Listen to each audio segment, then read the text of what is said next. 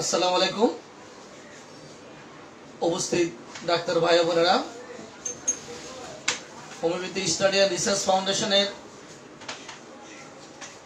আজ 555তম ক্লাস। এই 555তম ক্লাসে আমরা এখন আলোচনা করব বা শিখব অনলাইনে নবম রেক্স কর্মশালার ৪র্থ ক্লাসে রেপার্টরিকরণ সহজ এর 11তম স্লাইড আমরা এখন শিখব ইনশাআল্লাহ। অডিয়েন্স, চেম্বারে বসে লাইভ করতে গেলে রুগী শেষ করে লাইফে টাইম ধরা সম্ভব হয় না, জাস্ট টাইমে শুরু করা যায় না, এই জন্য দুঃখিত। সম্মানিত উপস্থিতি, আমরা সর্বশেষ যে 10 নম্বর স্লাইডটি শিখছিলাম, আপনাদের যাদের জানা আছে সেই স্লাইডটি কি ছিল। আমরা 10 নম্বর স্লাইডে কি শিখছিলাম আপনাদের যাদের জানা আছে একটু লিখে জানান। 10 নম্বর স্লাইড, 10 নম্বর স্লাইডে আমরা সর্বশেষ কি শিখছিলাম যাদের জানা আছে একটু লিখে জানান। Slide number 10। আজকে আমরা 11 থেকে ইনশাআল্লাহ শুরু করব। 10 নম্বর স্লাইডটি কি ছিল যাদের জানা আছে একটু লিখে জানান। স্লাইড নাম্বার 10, স্লাইড নাম্বার 10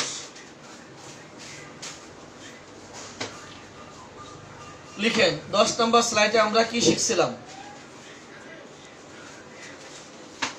10 নম্বর স্লাইড, 10 নম্বর স্লাইডে আমরা কি শিখছিলাম যাদের জানা আছে লিখে জানান। আজকে আমরা 11 থেকে শিখবো ইনশাআল্লাহ। তবে 10 নম্বর স্লাইডটি কি ছিল? অধ্যায়। এস এম আবু হুরায়রা, 10 নম্বর ছিল অধ্যায়। এবার কেউ লিখেন তো অধ্যায় কয়টি ছিল? ক্যান রেপার্টরিতে কয়টি অধ্যায় ছিল? বাবা লিখেও তো বলছে, মানে আমি কি বলবো এটা আপনারা আগে থেকে বুঝেন, এই জন্য আপনাদেরকে ধন্যবাদ। মানে আমি কোনটা পর কোনটা বলবো বা কি প্রশ্ন করব এটা আগে থেকে আপনারা বুঝে ফেলেন, এই জন্য আপনাদেরকে ধন্যবাদ। 10 নম্বর স্লাইডটি ছিল অধ্যায়, 37টি অধ্যায় ছিল, 37টি। তবে আমার বিশ্বাস এই লাস্ট যে ক্লাসে আমরা অধ্যায়গুলি শিখছিলাম 9 এবং 10 নম্বর স্লাইড, আপনারা এই কয়েকদিনের মধ্যে অধ্যায়গুলো নিশ্চয় আয়ত্ত করে ফেলছেন, এটা আমি আশা করতে পারি। তাহলে আমরা আজকে 11 থেকে শুরু করছি। 11 নম্বরটা হচ্ছে সাব অঙ্গ। 11 নম্বরে সাব অঙ্গ। 11 নম্বর সাব অঙ্গ হলে আমি সাব অঙ্গের স্লাইডটি পড়ছি, আপনারা শুনুন। প্রত্যেক অধ্যায়ের মধ্যে যে সাব অঙ্গ রয়েছে তা ইংরেজি বর্ণমালার ক্রমানুসারে সাজানো। ইংরেজি বর্ণমালার ক্রমানুসারে সাজানো। প্রথম অক্ষর বড় হাতের লেখা আর বাকিগুলো ছোট অক্ষরের। প্রথম অক্ষরটা বড় হাতের, বাকিগুলি সব ছোট হাতের অক্ষর। আর সাব অঙ্গটি হবে মোটা অক্ষরে লেখা। তাই কি পেলাম? প্রথম অক্ষরটি বড় হাতের, বাকিটি ছোট হাতের, আর এই সাব অঙ্গটা হবে বোল। আর কি, একটি সাব অঙ্গের কাজ শেষ হলে আরেকটি সাব অঙ্গের কাজ শুরু হবে। তাহলে কয়টা কথা পেলাম? 1 নাম্বার, সাব অঙ্গের প্রথম অক্ষরটি হবে বড় হাতের, বাকিটি ছোট হাতের অক্ষর। সাব অঙ্গটি হবে বোল, আর এই সাব অঙ্গটি হচ্ছে ইংরেজি বর্ণমালা ক্রমে সাজানো, আরেকটি হলো একটি সাবঙ্গের কাজ শেষ হলে আরেকটি সাবঙ্গের কাজ শুরু হয়। তাহলে এবার বলুন তো, এবার আপনারা বলুন সাবঙ্গের মধ্যে কয়টি শর্ত রয়েছে? এক নাম্বারটি বলবেন প্রথম অক্ষরটি বড় হাতের, দুই নম্বরে বলবেন বাকি অক্ষরগুলি ছোট হাতের, তিন নম্বরে বলবেন বোল্ড, চার নম্বরে বলবেন ইংরেজি বর্ণমালা ক্রমে সাজানো, পাঁচ নম্বরে বলবেন একটি সাবঙ্গের কাজ শেষ হলে আরেকটি সাবঙ্গের কাজ শুরু হয়। এই পাঁচটা বলবেন তো, তাহলে পাঁচটা লিখে দেন, ব্যাস হয়ে গেল। যেহেতু বলবেন, বলতে পারছেন না, তাই লিখে দেন, লিখেন, সবাই লিখেন। তাহলে এক নম্বরে কি, সাবঙ্গের প্রথম অক্ষরটি হবে বড় হাতের, দুই নম্বরে বাকি অক্ষরগুলি হবে ছোট হাতের, সাবঙ্গটা হবে বোল্ড, আর এগুলি সাজানো থাকবে ইংরেজি বর্ণমালা ক্রমে। পাঁচ নম্বরে একটি সাবঙ্গের কাজ শেষ হলে আরেকটি সাবঙ্গের কাজ শুরু হবে। তাহলে 5টি পয়েন্ট, এই 5টি পয়েন্ট আপনারা প্রত্যেক লিখে দেন তো দেখি, কে কে পারেন? লিখে দিলে একটু ঝামেলা শেষ, লিখে দেন, দেন একটু লিখে দেন 5টি। 11 নম্বর স্লাইড হচ্ছে সাবঙ্গ। সাবঙ্গের প্রথম শর্ত হচ্ছে প্রথম অক্ষরটি হবে বড় হাতের, বাকিটি হবে ছোট হাতের। দুইটা হলো। 3 নাম্বারটা এক নাম্বারটি হচ্ছে প্রথম অক্ষরটি বড় হাতের, বাকিগুলো হচ্ছে ছোট হাতের, হবে বোল্ড, ইংরেজি বর্ণমালা ক্রমে সাজানো, একটি সাবঙ্গের কাজ শেষ হলে আরেকটি সাবঙ্গের কাজ শুরু হয়। তাহলে 5টি, তাহলে 5টি, শুধু 5টি না, আপনারা 5টি প্রত্যেকটা আলাদা করে নাম লিখে দেন, 5টি আলাদা করে লিখে দেন। প্রথম অক্ষরগুলো হয় না, প্রথম অক্ষরটি বড় হাতের, প্রথম অক্ষর তো একটা, প্রত্যেকটা সাবঙ্গের মধ্যে প্রথম অক্ষর শুধু একটা, প্রথম অক্ষরটি হবে বড় হাতের, 1 নাম্বার পয়েন্ট। 2 নাম্বার বাকিটি সব হবে ছোট হাতের। 3 নাম্বার সাবঙ্গটা হবে বোল্ড। 4 নাম্বার এগুলি সাজানো থাকবে ইংরেজি বর্ণমালা ক্রমে। 5 নাম্বার একটার কাজ শেষ হলে আরেকটার কাজ শুরু হবে। মোট 5টি। এই 5টি লিখে দেন, কে পারেন লিখেন, লেখেন, কে পারেন লিখে দেন।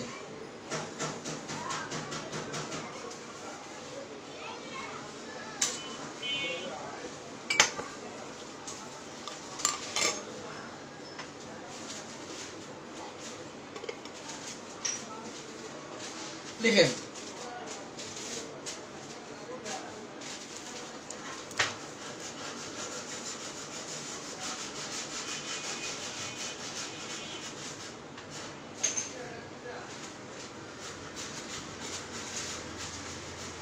এক নাম্বার, আবার বলছি,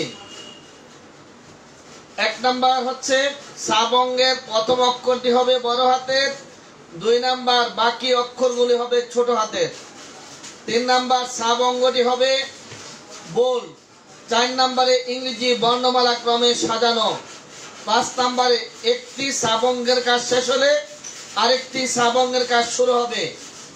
এই 5টি আপনারা লিখে দেন। আলহামদুলিল্লাহ, অনেকে লিখছেন।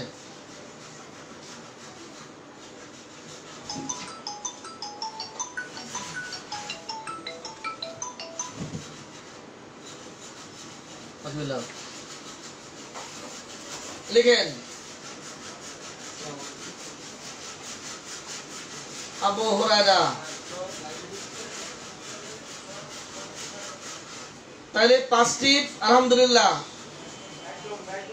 এই সেম আবু হুরায়রা সব 5টাই দিয়ে দিয়েছেন, ধন্যবাদ। আমি আরেকবার বলে শেষ করছি। প্রথম অক্ষর সাবঙ্গের প্রথম অক্ষরটি হবে বড় হাতের, বাকিগুলি হবে ছোট হাতের, হবে সাবঙ্গটা হবে বোল্ড, ইংরেজি বর্ণমালা ক্রমে সাজানো, আর একটি কাজ শেষ হলে আরেকটি কাজ শুরু হবে। তাহলে আমরা 5টা শর্ত পেয়ে গেলাম। এবার আপনারা যাদের কাছে রেপার্টরি বইটি আছে 153 পৃষ্ঠায় আসুন। এই 153 পৃষ্ঠায় কয়টা সাবঙ্গ আছে আমাকে একটু লিখে জানান। দেখি আপনারা কে পারেন লিখে জানাতে। 153 পৃষ্ঠায় কয়টি সাবঙ্গ রয়েছে? 153 পৃষ্ঠায় দেখি কে লিখতে পারেন, লিখুন। 153 পৃষ্ঠায় কয়টি সাবঙ্গ রয়েছে? কে পারেন লিখে জানান। 153 পৃষ্ঠা, তাড়াতাড়ি লেখেন। এরপরে আসবে আপনাদের জন্য আসতেছে আজকে মজার মজার কুইজ।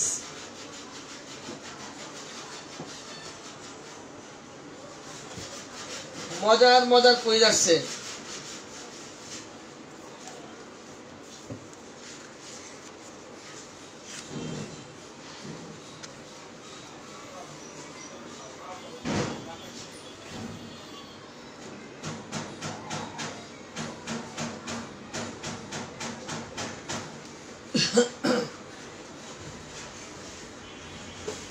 তিনটি,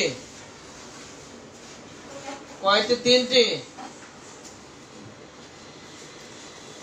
তিনটি কে পারেন একটু লিখে দেন। তিনটি কি কি?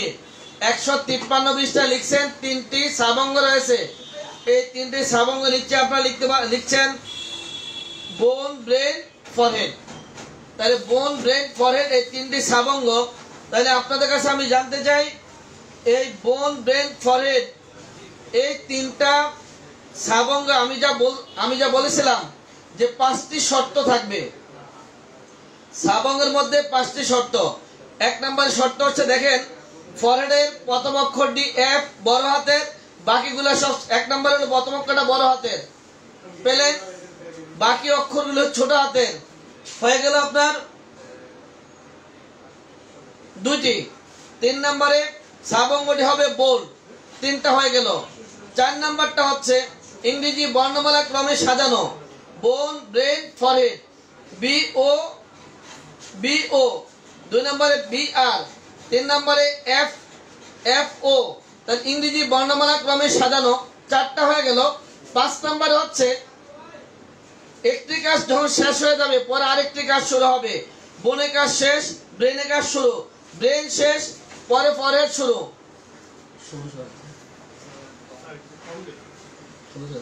তাহলে কি হলো? 5টি। আমি আবার বলছি দেখেন এই ফরহেডের প্রথম অক্ষরটি বড় হাতের, 1 নাম্বার কথা। 2 নাম্বার বাকি অক্ষরগুলি ছোট হাতের, 2 নাম্বার। 3 নাম্বার হচ্ছে 3 নাম্বার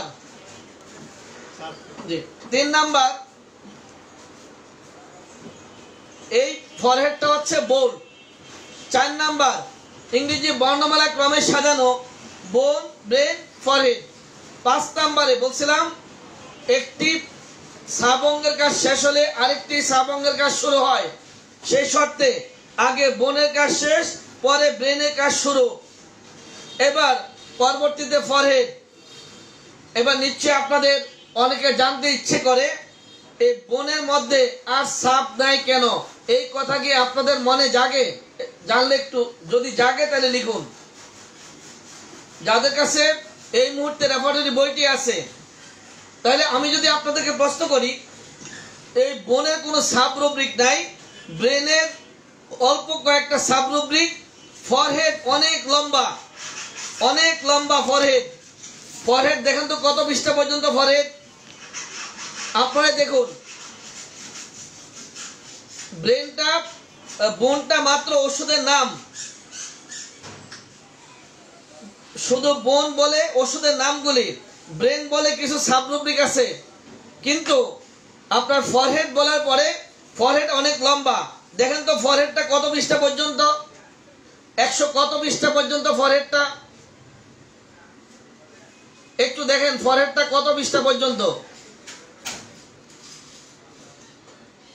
161। আলহামদুলিল্লাহ। তাহলে এই 161 পৃষ্ঠা পর্যন্ত, 153 থেকে 161 পৃষ্ঠা পর্যন্ত ফরহেডের সাবরুব্রিক।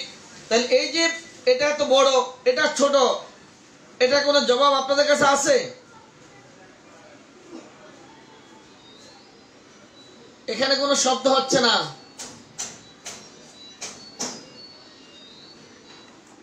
বোনের আর কোনো ছাপ নেই বিদায় দেওয়া হয়নি। ব্রেনের ছাপ যতটুকু পাওয়া গেছে ততটুকু দেওয়া হয়েছে। ফরহেডের ছাপ বেশি, যতটুকু পেয়েছে ততটুকু দিয়েছে। যার নাই নাই, যার আছে তো আছে, বাস। তাহলে এবার আপনারা বলুন যে এখন থেকে ছাপ অঙ্গ চিনতে আর কোনো ভুল হবে কিনা একটু লিখুন। আমি আরেকটি ছাপ অঙ্গের দিকে যাচ্ছি। আচ্ছা, সম্মানিত উপস্থিতি, আমি আপনাদের কাছে জানতে চাই যে আমি আসিফ মাথা ব্যথা, কপালে ব্যথা, 153 পৃষ্ঠা, একটু খেয়াল করুন।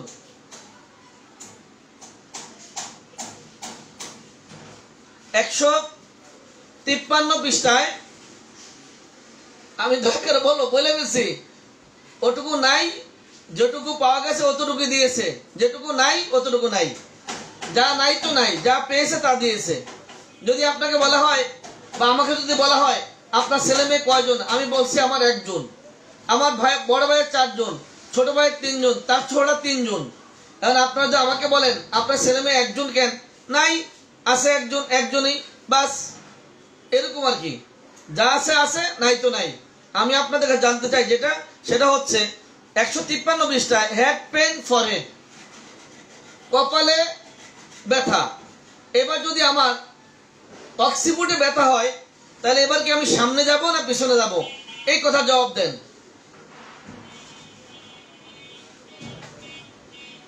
বলেন।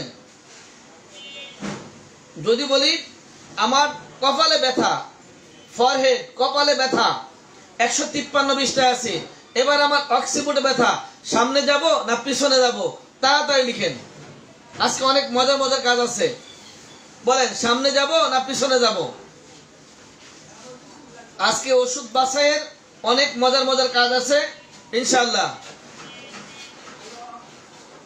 লিখেন, কোন দিকে যাব, সামনে যাব না পিছনে যাব। একজন লিখছেন সামনে, আর কেহ সামনে। তাহলে একটু বের করে দেন অক্সিপুটে ব্যথা পৃষ্ঠা নাম্বারটা কত। যদি সামনে বলেন তাহলে একটু বের করে দেন তো অক্সিপুটে ব্যথা পৃষ্ঠা নাম্বারটা কত, দেখি কে পারেন।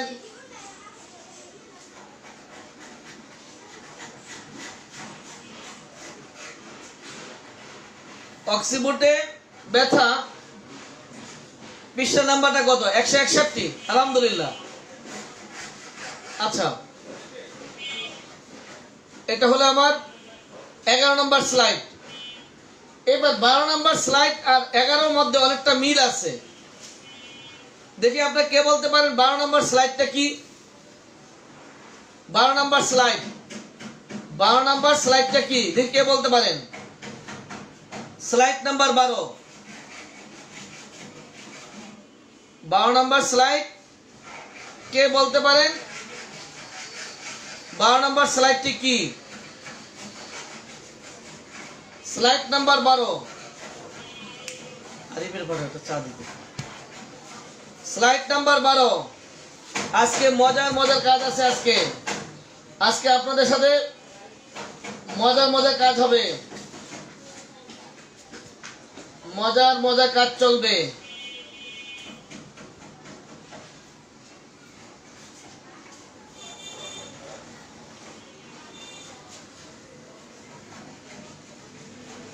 এগারো নম্বর স্লাইড গেল সাবঙ্গ। 12 নম্বর স্লাইড 11-এর সাথে অনেকটা মিল আছে। 12 নম্বর স্লাইডটা হচ্ছে চরিত্র। আলহামদুলিল্লাহ, চরিত্র আপনারা লিখে ফেলছেন। 12 নম্বর স্লাইডটা হচ্ছে চরিত্র। 12 নম্বর চরিত্র। এই চরিত্রের ক্ষেত্রে কথা আছে। চরিত্রের স্লাইডটা আমি পড়ি 12 নম্বর, আপনি একটু মনোযোগ দিয়ে শোনেন।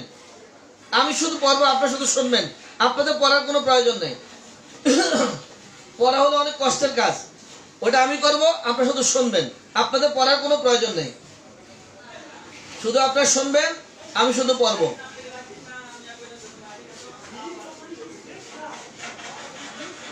রুব্রিকের চরিত্রগুলো ইংরেজি বর্ণমালা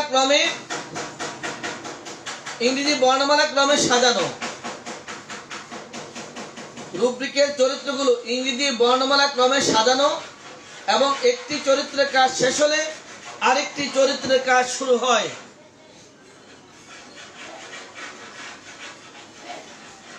ইংরেজি বর্ণমালা ক্রমে সাজানো,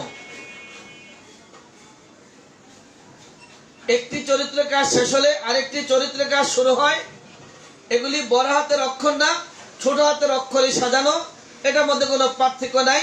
সোজা হিসাব হচ্ছে চরিত্রগুলো ইংরেজি বর্ণমালা ক্রমে সাজানো আর একটি চরিত্রের কাজ শেষ হলে আরেকটি চরিত্রের কাজ শুরু হয়।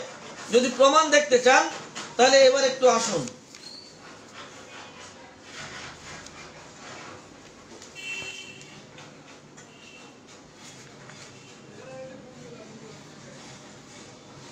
একশো 76 পৃষ্ঠা আসুন তো আপনারা, বাম কলামে দেখেন তো, 176 বাম কলামে, 176 বাম কলামে দেখেন, 176 বাম কলামে বার্নিং, 176 বাম কলামে বার্নিং।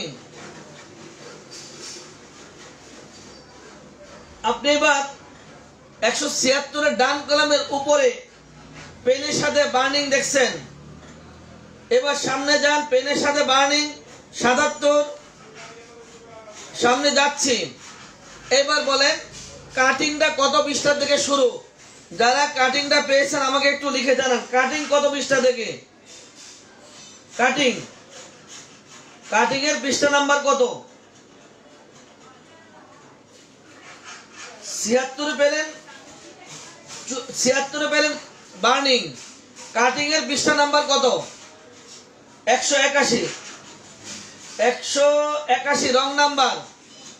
এবার আপনাদের একটা কথা আছে, যিনি লিখছেন 181 তে কাটিং পেন, এখানে কথা হচ্ছে এই উপরে যখন আপনি কাটিং দেখতে পেলেন পেনের সাথে কাটিং, এই কাটিং বলে দিচ্ছে আমার কিন্তু এখান থেকে শুরু না, শুরুটা আমার পিছনে। আপনি একজনে ভুল করলে আমার বলতে সহজ হয়। এই যে ডাক্তার সম্ভবত আবু দারদানাকে লিখছেন যে কাটিং 181 পৃষ্ঠা থেকে, আপনি পেনের সাথে কাটিং পেয়েছেন, আলহামদুলিল্লাহ, কাটিং লিখে ফেলছেন যে 181 পৃষ্ঠা থেকে। কিন্তু যখন কোনো প্রধান রুব্রিকের সাথে যদি কোনো সাব রুব্রিক দেখতে পান উপরে, তখন আপনি তার বাম দিকে কলামে খেয়াল করতে হবে যে পূর্বে কলাম থেকে শুরু হয়েছে কিনা। যদি পূর্বের কলামে শুরু না উপরে না পাওয়া যায় তাহলে সেই কলামের নিচে দেখতে পাবেন। যেমনটা এখানে ঘটছে, পেন কাটিং 111 পৃষ্ঠায় বাম কলামের উপরে পেনের সাথে আছে। আমি বাম দিকে তাকিয়ে দেখি, বাম দিকে 180 পৃষ্ঠার উপরে পেনের সাথে কাটিং নাই, কিন্তু আমার যেহেতু উপরে নাই সেহেতু নিচে পাওয়া যাবে। একটু নিচে দেখেন কাটিং পেন। আমি আবার বলছি, আপনি 182 পৃষ্ঠার 181 পৃষ্ঠা দেখেন, পেনের বাম কলামের উপরে পেন কাটিং। এই পেন কাটিং বলে দিচ্ছে এটা এখান থেকে শুরু না, তার পূর্বের পৃষ্ঠা থেকে শুরু। এটা হচ্ছে ইজা, যদিও আরো পরে আমরা শিখবো এটা মাইলমিটার। এটা হচ্ছে ইজা। এই কাটিংটা বলে দিচ্ছে এখান থেকে শুরু না, তার পূর্বের পৃষ্ঠা থেকে শুরু। আমি পূর্বের পৃষ্ঠায় 180 পৃষ্ঠার ডান কলামের উপরে তাকিয়ে দেখলাম পেনের সাথে কাটিং নেই, তাহলে ওটা বলে দিচ্ছে উপরে নাই, তা নিচে তাকাও। নিচে তাকিয়ে দেখি, নিচে তাকিয়ে দেখি কাটিং দেখা যাচ্ছে, মানে কলামের শুরুতে না, নিচ থেকে। তাই কি বুঝলাম? কোন প্রধান রুব্রিকের সাথে যদি চলমান কোন সাব রুব্রিক থাকে, যদি উপরে লাগানো থাকে, তাহলে বুঝতে হবে এটা এই কলাম থেকে না, পূর্বের কলাম থেকে শুরু হয়েছে। পূর্বের কলামের উপরে যদি থাকে তাহলে আরো পিছনে যেতে হবে। যদি পূর্বের কলামের উপরে না থাকে তাহলে আপনার সেই কলামের মাঝখানে বা ভিতরে আপনি পাবেন। সম্মানিত উপস্থিতি, এতক্ষণ আমি যেটা বললাম যে পেনের সাথে কাটিং 181 পৃষ্ঠায় আপনি যে লিখলেন, এই লেখাটা ভুল। কারণ যেহেতু এটা পেনের সাথে লাগানো আছে, এটা পূর্বের কলামে পাওয়া যাবে। পূর্বের কলামে আমি দেখতে গেলাম 181 ডান কলামের উপরে পেনের সাথে কাটিং নেই, নিচের দিকে থাকতে হবে। উপরে না থাকলে নিচে থাকবে। তার মানে যেখানে আপনি উপরে ঝুলানো দেখবেন আগের কলাম থেকে শুরু হয়েছে, এই কথাটা মনে রাখলে হবে। আমি এতক্ষণ যেটা বললাম, যদি কোনো কলামে প্রধান রুব্রিকের সাথে কোনো সাব রুব্রিক লাগানো থাকে তাহলে বুঝতে হবে এটা পূর্বের কলাম থেকে শুরু হয়েছে, আগের কলাম থেকে। আমার এই কথাটা বুঝে থাকলে একটু লিখে জানান, তাড়াতাড়ি লিখেন। আমি এতক্ষণ যেটা বললাম বুঝেছেন কিনা লিখুন।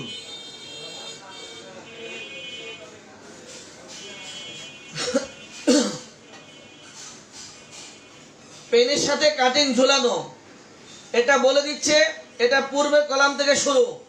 আমার এই কথাটা বুঝে থাকলে লিখে জানান, তাড়াতাড়ি লিখুন। Doctor Abu Darda clear? কিন্তু আপনি লিখতে চেয়েছেন 180, ভুলে চোখে পড়ে গেছে 181 লিখে ফেলছেন। আর আপনি এই ভুলটা না করলে আমার এই কথাটা বলা হতো না। এতক্ষণ যা আমি বললাম, প্রধান রুব্রিকের সাথে কোনো চলমান যদি সাব রুব্রিক দেখতে পাওয়া যায় তাহলে এটা পূর্বের কলাম থেকে শুরু হয়েছে। আমার এই কথাটা কে কে বুঝেছেন তাড়াতাড়ি লিখেন।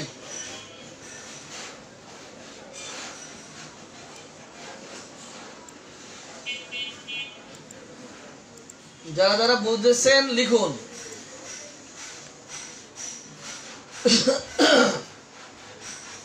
আচ্ছা, এই ফাঁকে একটু আলাপ করি। 13 নম্বর স্লাইড আমরা শিখব রাজবৃদ্ধি। তার আগে আপনাদের কাছে জানতে চাই,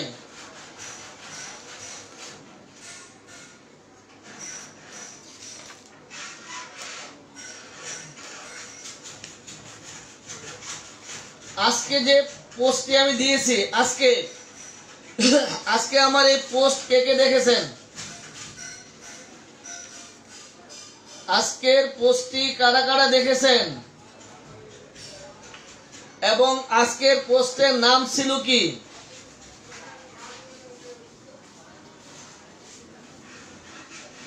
আজকে যে আমার আইডিতে একটা পোস্ট দিয়েছে সেই পোস্টের নাম ছিল কি? যারা দেখেছেন পোস্টের শিরোনামটা লিখে দেন। আজকে আমার আইডিতে যে পোস্ট দিয়েছিলাম সেই পোস্টের শিরোনাম কি ছিল?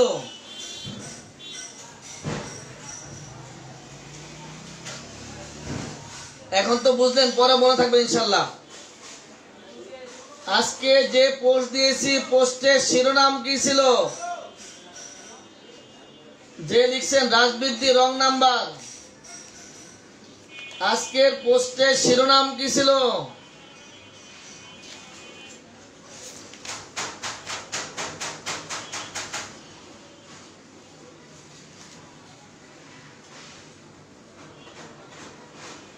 যার জ্বালা সেই বুঝে।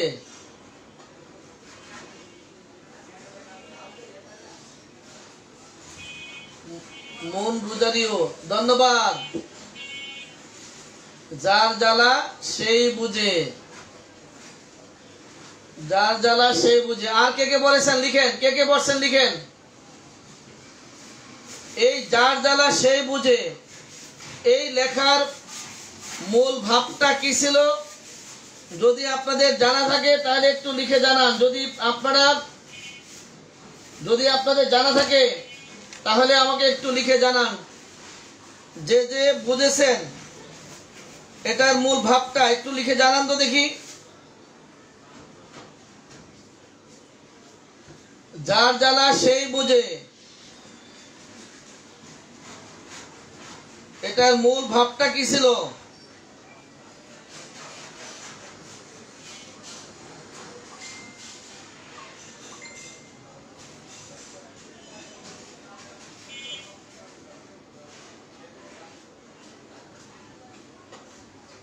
মূল ভাবটা কি ছিল?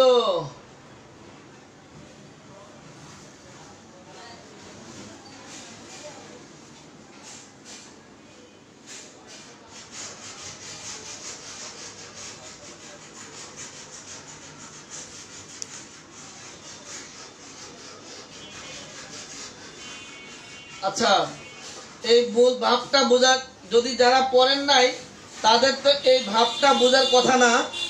তাহলে আমি আমার একজন ডাক্তারকে দিচ্ছি, উনি একটা পড়ে আপনাদেরকে শোনাচ্ছেন। তাহলে আপনি একটু অপেক্ষা করুন, আপনাদের পড়তে হবে না, আপনারা অনেক কষ্ট করেন তো, দিন রাত পরিশ্রম করেন। এবার আপনারা একটু অপেক্ষা করেন, আপনাদের শুনিয়ে দিচ্ছি। জি, আপনি যার জ্বালা সেই বুঝে, একটু এটা একটু পরে শুনিয়ে দেন। দেন, ধরেন বুঝে দেন, এটা সাউন্ড দেন। আপনারা একটু শুনতে থাকেন, আপনাদের পড়তে হবে না, আপনাদের পরে পরে শোনানো হচ্ছে। জি জি, দাঁড়ান।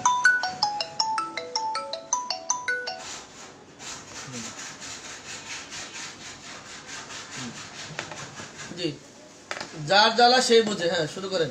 যার জ্বালা সেই বোঝে।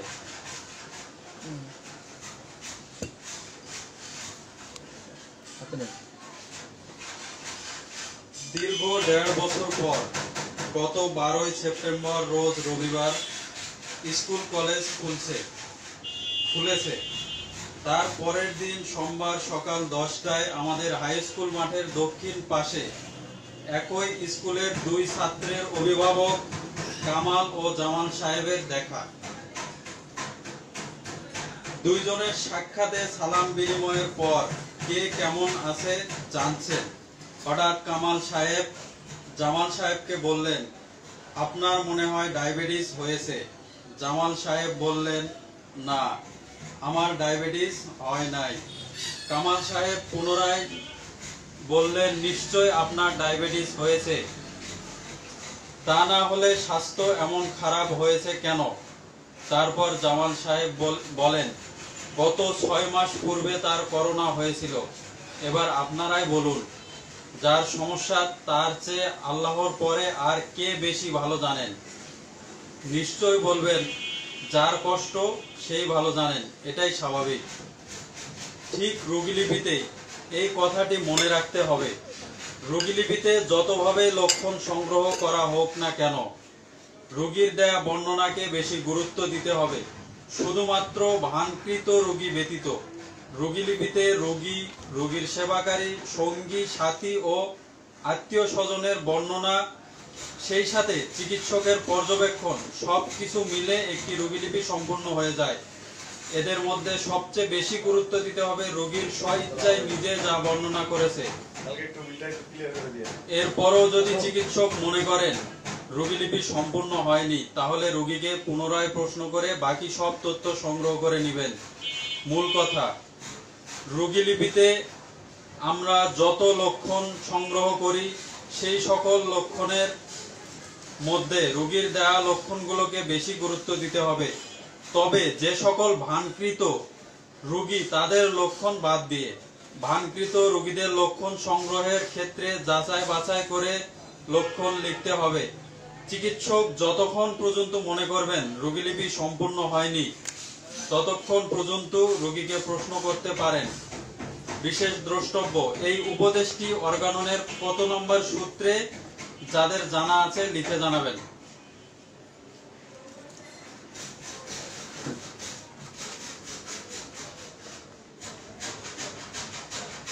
সম্মানিত উপস্থিতি, এবার আপনারা আমাকে আরেকটু জানান তো, এর আগে যে পোস্টটা দিয়েছিলাম সবটা বলো, গতকাল দিয়েছিলাম একটা পোস্ট, সবটা বলো। এই সবটা বলো, এই সবটা বলো কে কে পড়েছেন একটু লিখুন। গতকাল আরেকটা পোস্ট দিয়েছিলাম সবটা বলো, কে কে পড়েছেন তাড়াতাড়ি হাত তোলেন। কে কে পড়েছেন? সবটা বলো, কে কে পড়েছেন তাড়াতাড়ি জানান। গতকাল আরেকটি পোস্ট দিয়েছিলাম সবটা বলো, সবটা বলো কে কে পড়েছেন একটু লিখে জানান।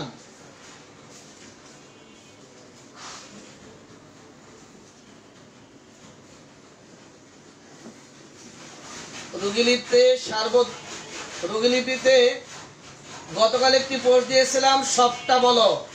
এই পোস্ট যারা যারা পড়েছেন একটু লিখে জানান, তাড়াতাড়ি লিখেন।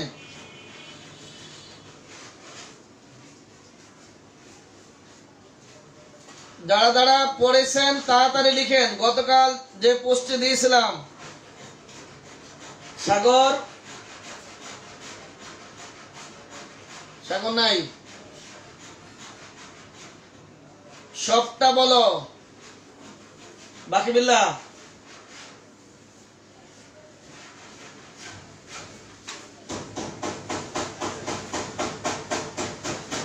ঠিক আছে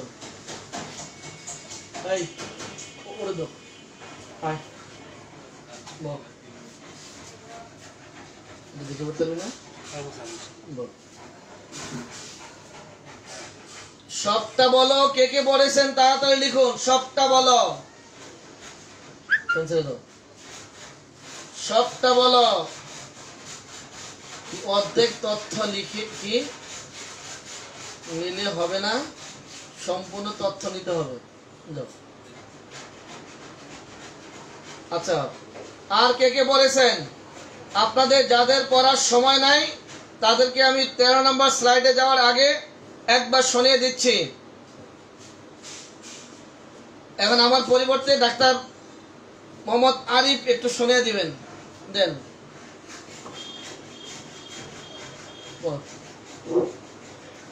সবটা বলো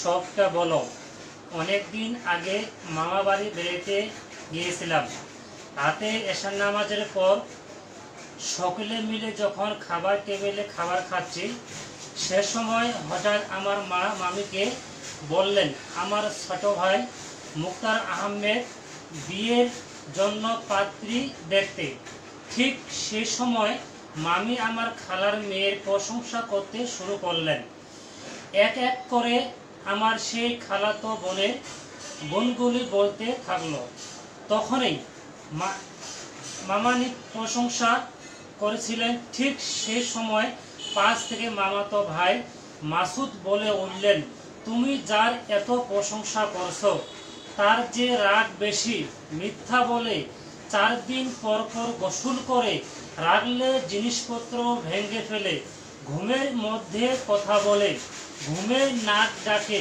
4 দিন পর পর পায়খানা করে এগুলো তো বললেন না মামাতো ভাই মামিকে আরো বললেন যদি কারো ব্যাপারে কিছু বলতে চাও তাহলে সবটা বলবে আংশিক নয় মামানি পাত্রীর সম্পর্কে বলার সময় শুধুমাত্র গুণগুলি উল্লেখ করলেন পাত্রীর বদ অভ্যাসগুলি লুকিয়ে রাখলেন বা বলেননি এরূপ অবস্থায় রোগীলিপিতে দেখতে পাওয়া যায় রোগীলিপিতে যাদের কষ্ট বর্ণনা ঠিক একইভাবে অসম্পূর্ণ আকারে উল্লেখ করেন যেমন মাথা ব্যথা বুক ব্যথা পেট ব্যথা শরীর ব্যথা বমি ইত্যাদি রোগীর বর্ণনার মধ্যে রোগ লক্ষণ সম্পর্কে কিছু লক্ষণ পাওয়া গেলেও এর মধ্যে রোগীর মানসিক সার্বদেহিক ও অন্যান্য কোনো কষ্ট পাওয়া যায়নি কোনো লক্ষণ পাওয়া যায়নি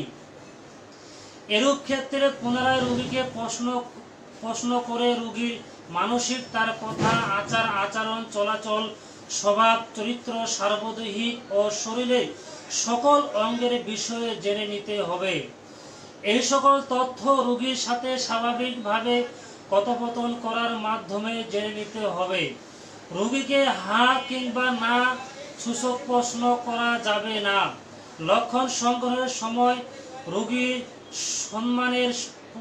সম্মানের প্রতিও খেয়াল রাখতে হবে মূল কথা রোগীলিপিতে মানসিক ও সার্বদিক লক্ষণ বাদ পড়লে রোগীর সাথে স্বাভাবিক আলোচনার মাধ্যমে জেনে নিতে হবে রোগীকে এমনভাবে প্রশ্ন করতে হবে যাতে রোগী সহজেই বাকি লক্ষণগুলি বলে ফেলেন ধন্যবাদ ডাক্তার আরিফকে সম্মানিত উপস্থিতি আপনারা যখনই যে পোস্টগুলো দেই আপনারা দেখি অনেকে আলহামদুলিল্লাহ পড়েন কিন্তু যখন আপনারা কোনো মতামত লিখেন না তখন আমি ভাবি যে আপনারা আসলে পড়েন না শুধু লাইক দিয়ে হয়তো কমেন্ট চলে যান যদি আপনারা ব্যাপারটা বুঝে কি বুঝলেন ভালোভাবে যদি একটু লিখে যান তাহলে আমার মনে হয় যে আপনারা ব্যাপারটি বুঝেছেন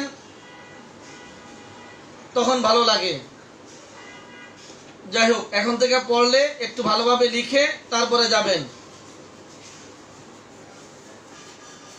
ওনার পড়তে এত কষ্ট হচ্ছে কেন? আপনি একবার এসে পড়ে দেখেন, আপনার একটু কষ্ট হবে। এই রুমটার দোষ, এই রুমটার দোষ, ওনার দোষ না, এই রুমটার দোষ। সম্মানিত উপস্থিতি, এবার যাব আমরা 13 নাম্বার স্লাইডে। স্লাইড নাম্বার 13, রেপার্টরিতে কোনো কিছু বৃদ্ধি কিংবা হ্রাস প্রসঙ্গে। 13 নাম্বার স্লাইড, হ্রাস বৃদ্ধি, স্লাইড নাম্বার 13।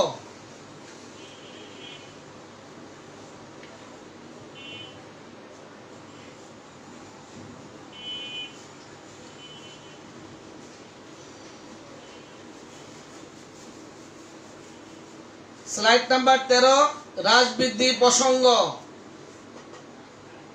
রেপার্টরিতে কোনো কিছু বৃদ্ধি হলে ইংরেজিতে AGG ব্যবহার করা হয়, যার ফুল মিনিংটা হচ্ছে অ্যাগ্রাভেশন। শর্ট হলো AGG, অ্যাগ্রা, AGG, এক, আর ফুল হচ্ছে অ্যাগ্রাভেশন মানে বৃদ্ধি, আর উপশম হচ্ছে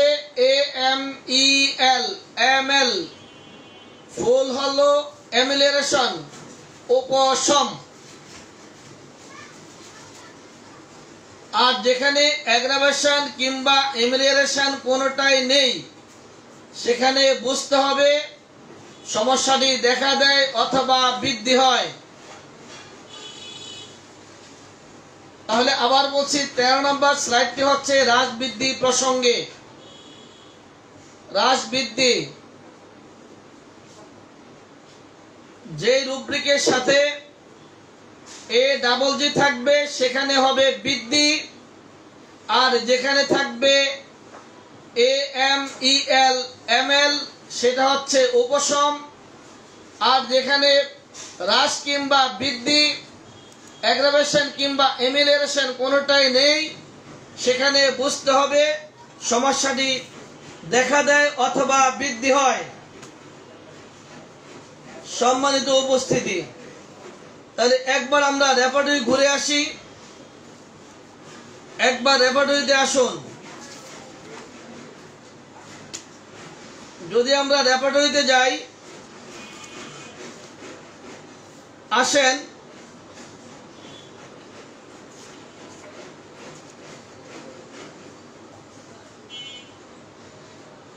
তেরোশো 48 পৃষ্ঠায় আসুন। 1348 পৃষ্ঠায়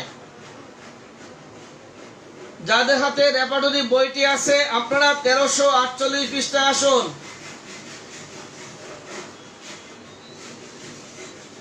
1348 পৃষ্ঠার ডান কলামের মাঝখানে কি আছে একটু বলেন তো দেখি। যাদের হাতে বইটি আছে দেখুন, 1348 পৃষ্ঠার ডান কলামের মাঝখানে কি লেখা আছে একটু লিখে জানান। যাদের হাতে রেপার্টরি বইটি আছে লিখুন, 1348 পৃষ্ঠার ডান কলামের মাঝখানে, 1348 পৃষ্ঠার ডান কলামের মাঝখানে কি আছে লিখে জানান, তাড়াতাড়ি লিখুন। 1348 পৃষ্ঠার ডান কলামের মাঝখানে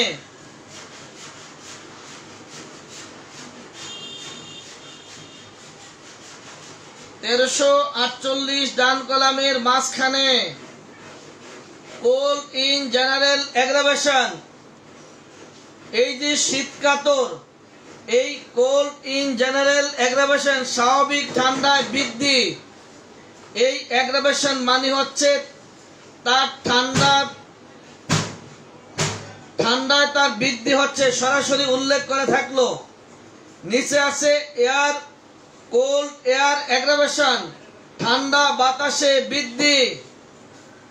এবার যদি আসেন আপনি 1349 পৃষ্ঠার বাম কলামের নিচে, কোল্ড এয়ার বিকামিং এমএল, এই যে বিকামিং এর সামনে কোনো হ্রাস কিংবা বৃদ্ধি কোনোটাই দেওয়া নেই। 1339 পৃষ্ঠার বাম কলামের মাঝে বিকামিং এর সাথে অ্যাগ্রাভেশন কিংবা এমিলিয়েশন কোনোটাই নেই, তাহলে আপনারাই বলুন এই বিকামিংটা কি বুঝবো, এই বিকামিং দিয়ে কি বুঝতে পারবো? 1349 পৃষ্ঠার বাম কলামের মাঝে উপরে আছে কোল্ড এয়ার, নিচে আছে কোল্ড বিকামিং, এয়ারের পর্ব শেষ, কোল্ড বিকামিং। এই যে কোল্ড বিকামিং, এই বিকামিং ঠান্ডা লাগাইলে কি বৃদ্ধি না আরাম, কি বুঝবো একটু লিখে জানান। কোল্ড বিকামিং, এই বিকামিংটা হচ্ছে ঠান্ডা লাগাইলে না হ্রাস না বৃদ্ধি কোনোটাই যেহেতু উল্লেখ নেই, সেই ক্ষেত্রে ঠান্ডা লাগালে রোগ লক্ষণ দেখা দেয় অথবা বৃদ্ধি হয়। বৃদ্ধি বানান হয় নাই, বৃদ্ধি। কোল্ড বিকামিং ঠান্ডা লাগাইলে কি না আছে বৃদ্ধি না আছে আরাম, এই লাগানো মানে হচ্ছে ঠান্ডা লাগাইলে সমস্যা উৎপত্তি হয় অথবা বৃদ্ধি হয়, সমস্যার উৎপত্তি অথবা বৃদ্ধি হয়। একটু নিচে দেখেন এমএল লেখা আছে বিকামিং এর নিচে, ঠান্ডা লাগাইলে আরাম। এই যে ঠান্ডা লাগালে আরাম, এবার আপনারা আমাকে একটু লিখে জানান এই এমএলটা কার? 1349 পৃষ্ঠার বাম কলামের নিচের দিকে এই যে এমএলটা কার সাব, একটু লিখেন তো তাড়াতাড়ি। এমএলটা কার সাব, একটু লিখুন এমএলটা কার সাব, একটু তাড়াতাড়ি লিখেন এমএলটা কার সাব।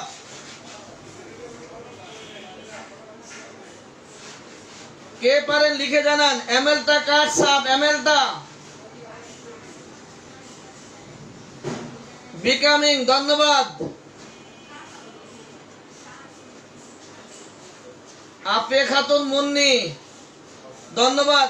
এই এমএলটা হচ্ছে বিকামিং এর, তাহলে এই বিকামিং বলছে কোল্ড বিকামিং ঠান্ডা লাগাইলে, এই ঠান্ডা লাগাইলে সমস্যা দেখা দেয় বা বৃদ্ধি হয়।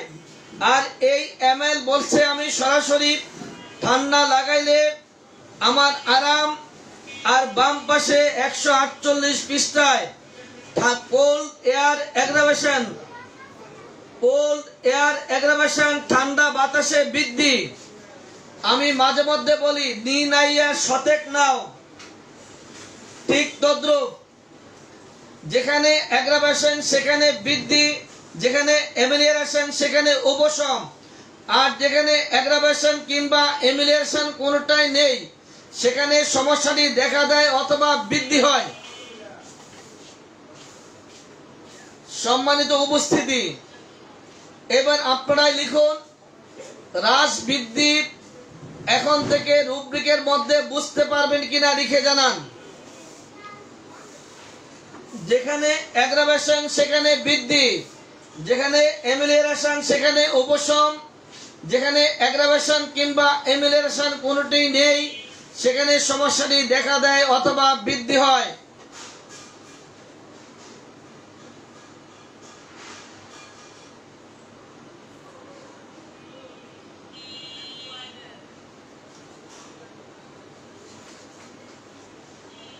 এখন থেকে হ্রাস বৃদ্ধি 13 নম্বর স্লাইডটি আপনারা ক্লিয়ার কিনা আমাকে লিখে জানান।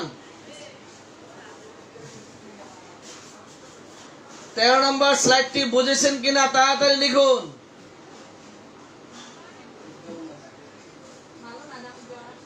ইনশাআল্লাহ বুঝতে পেরেছে, বুঝেছেন।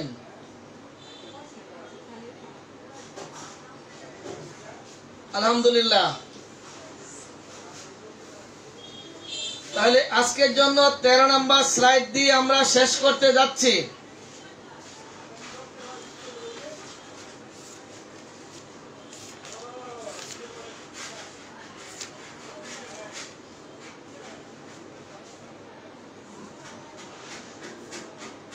গতকালকের পুলিশ ভেরিফিকেশন কে কে পড়েছেন? গতকালকের পুলিশ ভেরিফিকেশন কে কে পড়েছেন? যারা পুলিশ ভেরিফিকেশন পড়েছেন একটু লিখুন তো। গতকালকের পুলিশ ভেরিফিকেশন কে কে পড়েছেন একটু লিখে জানান। যারা যারা পড়েছেন একটু লিখে জানান।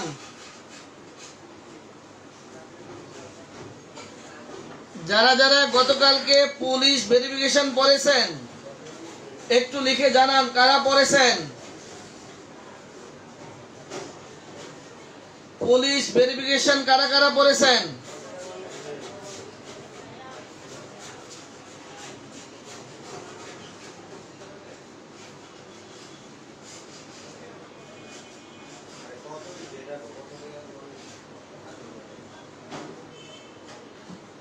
যারা যারা পুলিশ ভেরিফিকেশন পড়েছেন আপনারা কি ওটার বিষয়বস্তু কি ছিল? যারা যারা পড়েন নাই, যারা যারা পড়ার সুযোগ পান নাই, লাইভ থেকে বের হয়ে একটু পড়ে নেবেন পুলিশ ভেরিফিকেশন। আর এটা কিনা রোগীরা বিরক্ত হচ্ছে, আর দেরি করা যাচ্ছে না, এখানে সমাপ্ত করছি। সবাই ভালো থাকেন, সুস্থ থাকেন, আল্লাহ বাঁচিয়ে রাখলে পরবর্তী ক্লাসে স্লাইড নাম্বার 14 মাইল মিটার নিয়ে কাজ করব ইনশাআল্লাহ। পরবর্তী ক্লাসে নবম রেক্স কর্মশালার পঞ্চম ক্লাসে 14 নাম্বার স্লাইড মাইল মিটার নিয়ে কাজ করব ইনশাআল্লাহ, যদি হায়াতে বেঁচে থাকি। সেই পর্যন্ত সবাই ভালো থাকুন, সুস্থ থাকুন। আসসালামু আলাইকুম ওয়া রাহমাতুল্লাহি ওয়া বারাকাতুহু।